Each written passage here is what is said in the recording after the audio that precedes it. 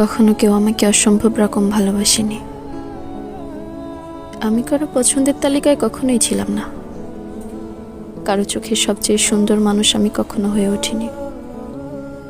কেউ বলেনি তোমাকে ছাড়া চলবে না, কিংবা আমার জন্য কেঁদে বুক ভাসায়নি।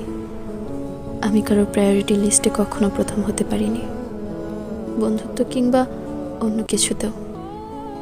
যখনই ভেবেছি কেউ বুঝি আমাকে ভালোবাসে, ঠিক ঠিক তখনই তারা ভুল প্রমাণ করেছে।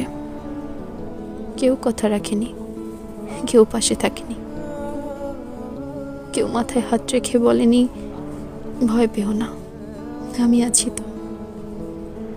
অনেকেই এসেছে জীবনে, আবার কুয়াশার মতো মিলিয়ে গেছে, কিন্তু কিন্তু কেউ আমাকে নিজের করে রাখেনি।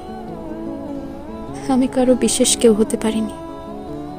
আমার চোখের জল, নিঃশব্দ অভিমান সবটাই ছিল উপেক্ষিত। আমার অনুভূতির কোনো মূল্য ছিল না।